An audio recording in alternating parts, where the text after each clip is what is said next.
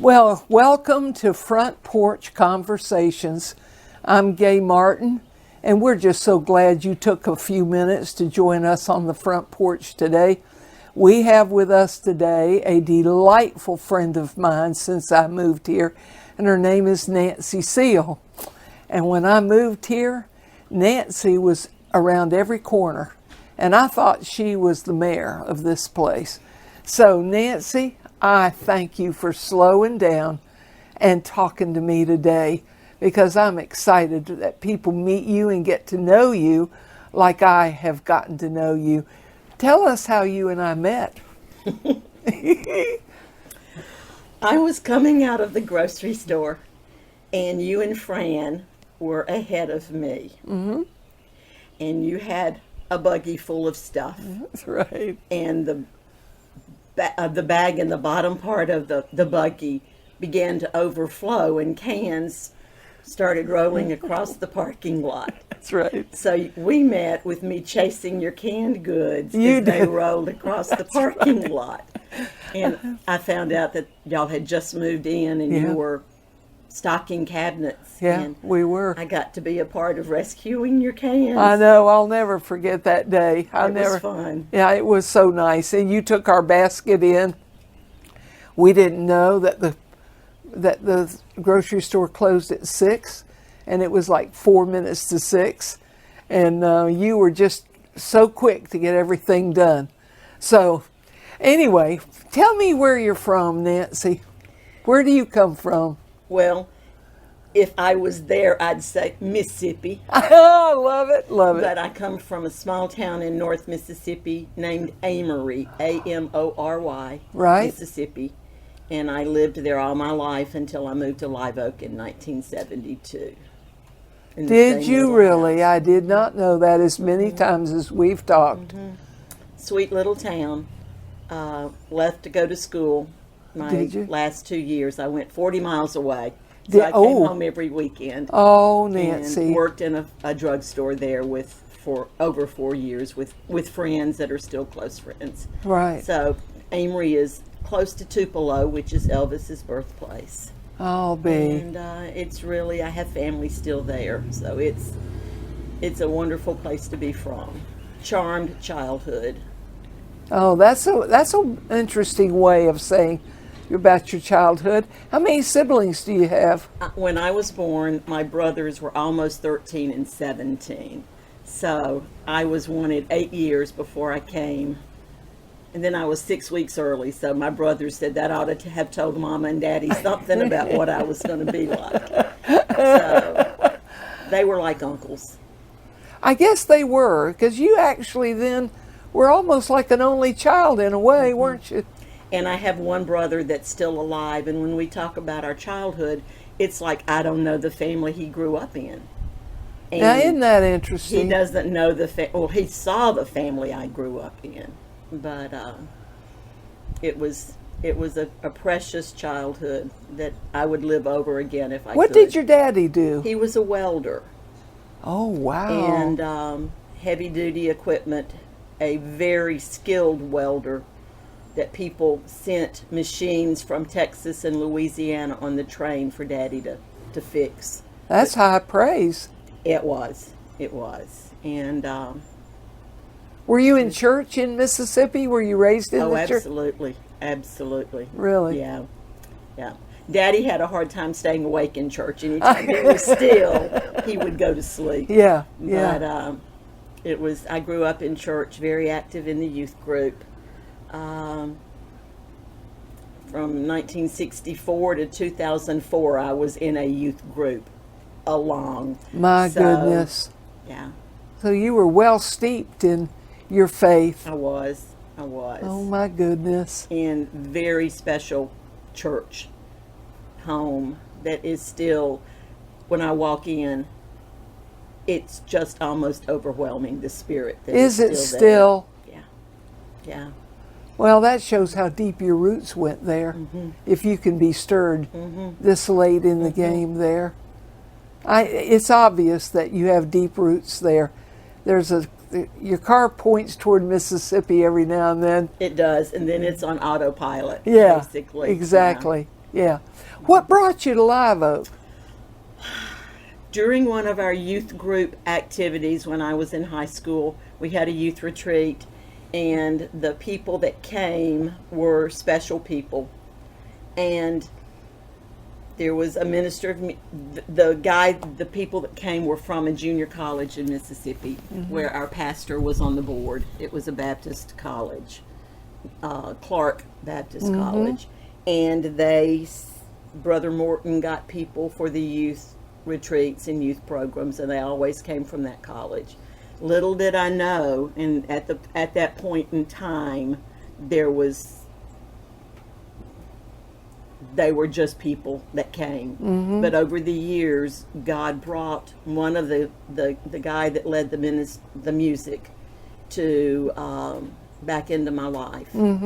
And he was minister of music and youth at First Baptist Church in Live Oak at that point in time. Oh, B. And my best friend and I decided that we would contact him on a certain day and just say, what an impact they had on our lives. Sure. And we went and bought cards, found out where he was, and I mailed my card on Thursday, and she didn't mail her card on Thursday. So I ended up here within the year. We had married, and I came to Live Oak. What did he do? He was music and youth. Oh, at First music and youth. Baptist. That's right. You said that. I'm sorry. He came in 71, and we got married in December 72. Is that and right? We're here until 1983. My goodness. And he's gone now. Yeah. Yeah. He died in 2018. Do you have children? I do. We had 3 in 4 years. When the third one was born, the first one was still 3. Nancy. So I had 3 for almost 3 months, 3 and under. I haven't been bored in a long time. No, you haven't. No. And didn't you taught school here? I did. It seems like I did. everybody that comes out here you had in school. It's neat. It really is neat. I started teaching in 73, and I was 22, and my students were 12 and 13. I taught 6th and 7th grade math. And then over I the didn't know you had taught math. Then over the years, I went down in grades. Oh, and you I did? Jokingly say we found a math level I could handle. And my last 20 years were kindergarten. Your last 20 years. And that was really And that's special. where you really fit, isn't it? You I think? love the younger children. You do? Yeah. I love teaching, but it was neat to lay the foundation for children in their educational experience. So That's a good way of putting it. the neat thing was I taught, because of going down in grades, I taught the students of my first year, 2 years in 6th and 7th grade. I taught the students of my first year students. And then when I went to kindergarten, I had their grandchildren. So I was like, I know exactly why you behave that way. You behave, special, really special. Oh, that's Have amazing. That opportunity. That's amazing. Well, I love to hear you talk about your school years because you come alive when you talk about your teaching years. You do. Well, it's special. Like, I had Sean Johnson, pastor at First Baptist, in 1st grade. Did you really? He used to crawl up in my lap, And I would always tell my parents, I'm a hugger. I am going to love on your child. And if you don't want that, you probably need to ask for a transfer to another teacher who's not affectionate. Because those kids became my kids. Yeah, and they still are. Well, if people walk slow, you'll hug them. Yeah, yeah. That's neat. I've often thought how enriching that must be to look around a community and remember where you fit in the foundation of so many. What an opportunity you had. Yeah. Well, it was special. And my philosophy was, as a teacher, especially kindergarten, pre-K, you are supposed to teach them to read. Right. But I always told my parents that that's not enough. The love of reading is as important as the skill of reading. Ooh, I like So, that. Yeah, it was. I like that. It was wonderful. Yeah. What brought you to Advent Christian Village? God. Oh, I love that. We moved away to Mississippi. We moved away in '83 and came back in '88.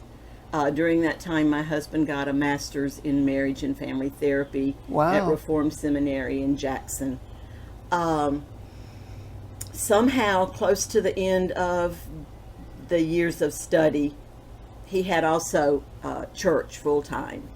But somehow, and I don't remember, I was busy with preschoolers. Sure.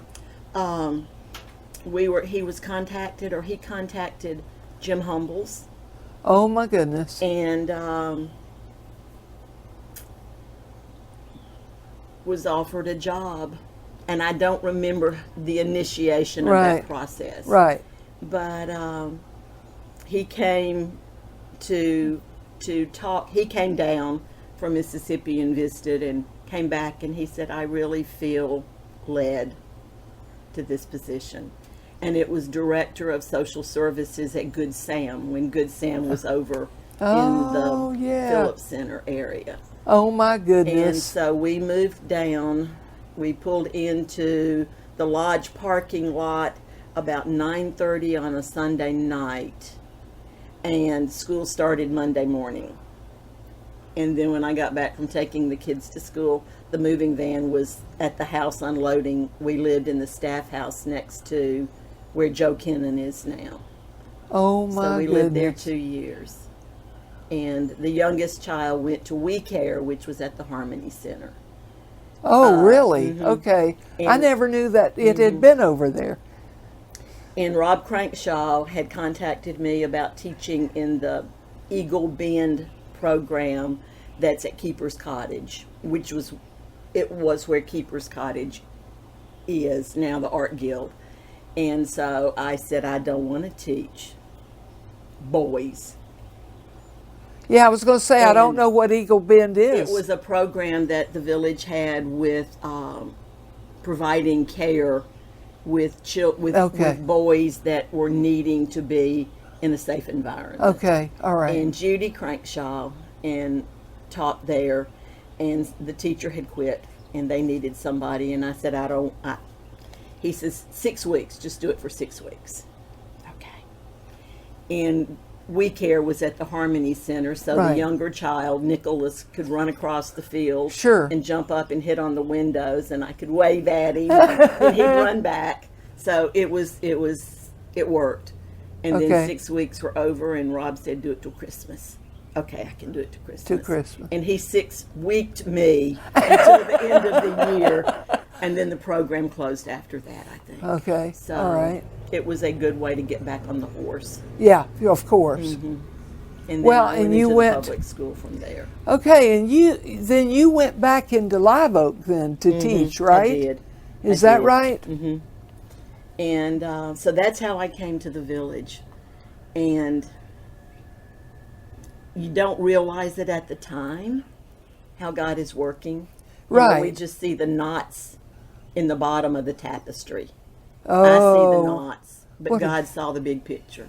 What a good So illustration. it was, I can't imagine not being here. And Wow. it's home. It's home. Yeah, it seems to be home to you. Oh, it is. I had a house in North Carolina and was supposed to move next to my grandchildren, north of Asheville. And it came time to put my house on the market. And I said, God, I don't think I can do this.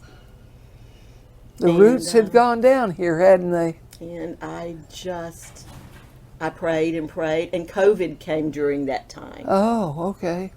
And it was like, there's no better place to be than here. And my kids were upset. Sorry. How many children do you I have have? three. Three. Three. Okay. Nathan, Natalie, and Nicholas. and 3 N's. 3 N's, and Nancy. Oh. So we ended up all not planned, but with the same middle initials, so we could pass the monogram stuff around. But anyway, it was. Do they live close to you? No, they're all up in North Carolina. Oh, okay. They were in Tallahassee, Okay. which was good. And then one by one, they all Kind of moved north. drifted? Mm-hmm. The mountains were calling. Yeah, they do. Mm-hmm. Yeah. So it's a nice place to visit, but I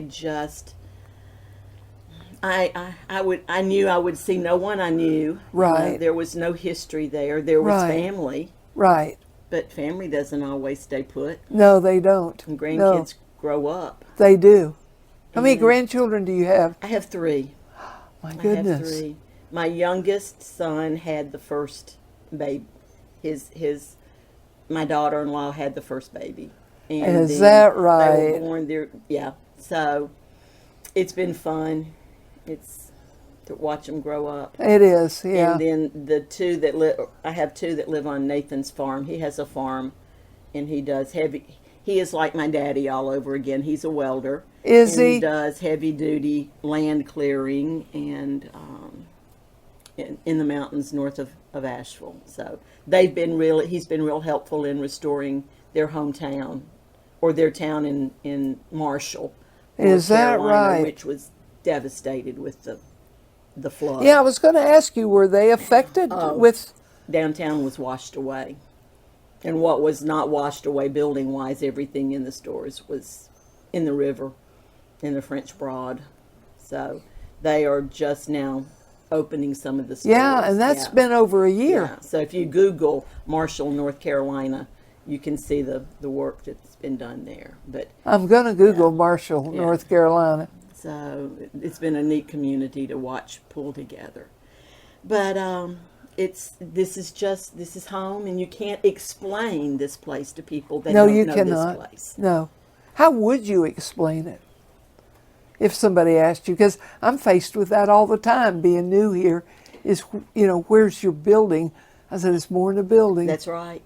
And the year 2018, the theme for Village Voices was, what would you create, invent, or improve upon? And driving home from being up there between Macon and Live Oak, God just laid on my heart that I would create virtual spectacles that you could put on. That was my submission, that you could put on and you could feel the village, not just see it, but you could feel the love, feel the... What a good idea, Nancy. Feel the interest people have in each other. Feel the communityness, that's not a word, the communityness of the village and how it's just special. And Nancy. That was, you can't, people would say, we have a place like that up here. I said, Yeah. no, you don't. No. No. I agree with you. So it grows more dear to me. Yeah. With people each time somebody moves in, that makes it even a better place than what it already is. I feel like I fell into family. Yes, exactly. I really feel that way. I talked to a couple here just recently where he said, I really wondered how I'd be received and where I would fit in there. And so I agree with you. The welcome mat here is huge. You can't explain it to people, but it meant a great deal to me. And you're a big part of that. Thank you. Yeah, you are. I'm thankful your cans rolled across the Fran said to me that day, she said, Mom, we can't let her pick up our cans. I said, let her pick them up. It was just amazing. And you're so involved here. Tell me a little bit about what you do. Tell us about Village Voices, because not everybody's familiar with that. Up until I but became the person, the chairman, it was an annual event. And I never served on the committee at all. Didn't know what they did. Had a committee, but it was really neat because I made the mistake one Sunday morning of asking Lynn Stevens what the deadline was for that year, and she says, "Oh, Nancy, we're not having it this year because the chairperson moved and nobody wants to chair it." Will you? And I'm going, I never For even, 6 weeks. I never even served on the committee.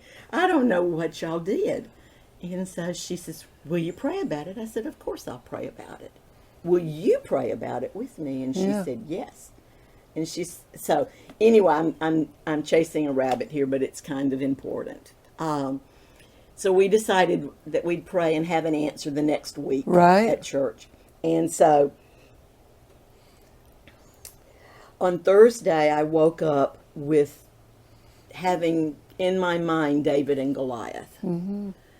And as I got up and began the process of waking up, in my spirit, I felt and heard within me,